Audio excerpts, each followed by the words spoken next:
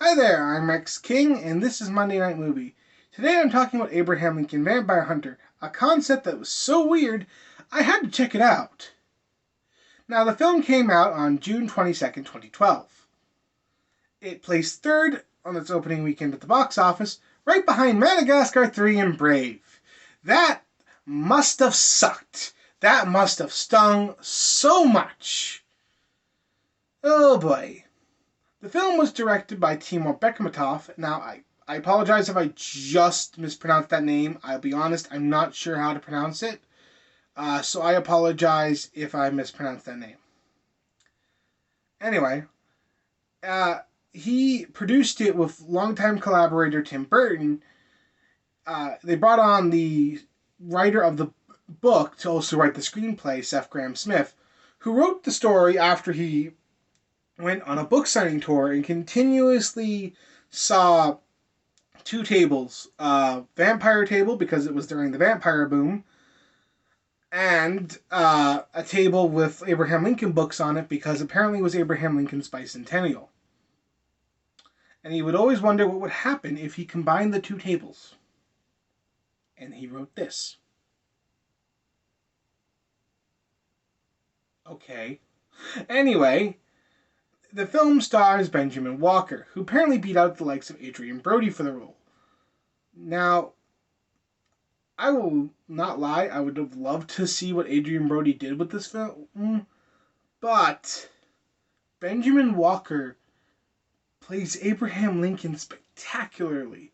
Now, mind you, that might be because the makeup actually makes him look like Abraham Lincoln, and he does sound like I would expect Abraham Lincoln to sound. Honestly, I think he does spectacularly as Abraham Lincoln in this movie. Now, critics didn't like this film.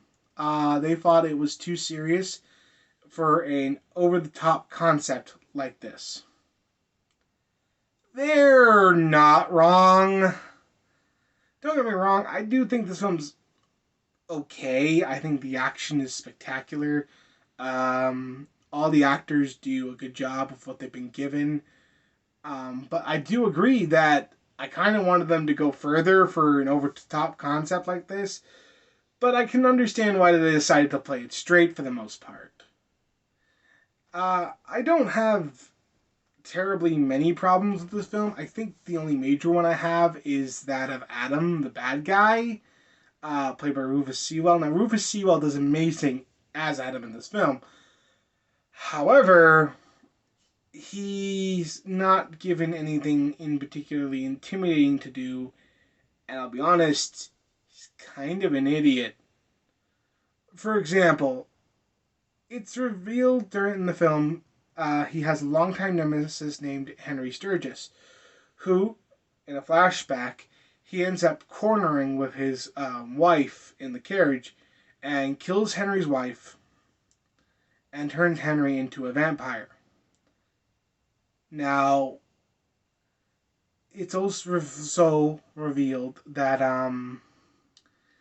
if you are a vampire, you cannot kill another vampire due to some magical bullcrap that they don't really explain. So here's my question for you. Why the heck does Adam do this?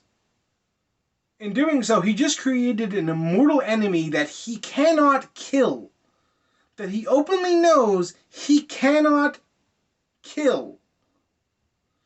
In other words, he just created someone who will live through the ages, continuously training other humans to kill his kind, and he's okay with that? I mean, why wouldn't you just kill him? Why would you turn him into a vampire? Why would you make an enemy immortal? It just makes no sense. Later on in the film, it's revealed that he can get his people into the White House with no problem whatsoever. He uses this ability to kill Abraham Lincoln's son. Question: why wouldn't you just kill Abraham Lincoln if you could get that close to him? I mean, if this guy is making your life this miserable, why aren't you just killing him? Is it just because you don't want to turn him into a martyr? I hate to tell you this, he's one of the few people who knows how to kill you people. Ugh.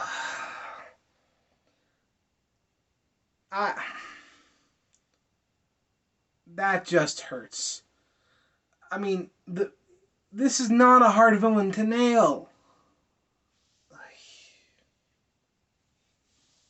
As you can see, I got the DVD version. I wasn't interested enough to get the Blu-ray version tracked down. The DVD version has an audio commentary with the writer, Seth Grahame-Smith, and has a making of. Now, the Blu-ray has the making of and the commentary, but it also has some stuff on the visual effects, the fight choreography, the makeup design, and I believe a music video by Linkin Park. So, if you are interested in this movie and you really want to add it to your collection, I guess you should probably track down the Blu-ray since it has more stuff to offer than this DVD copy. But if you're just looking for it for a one-time watch or just to binge watch during October, you can probably just buy the DVD copy. Guys, at the end of the day, I do think this is a good film. The action choreography is spectacular. The design of the creatures is spectacular. The acting is good.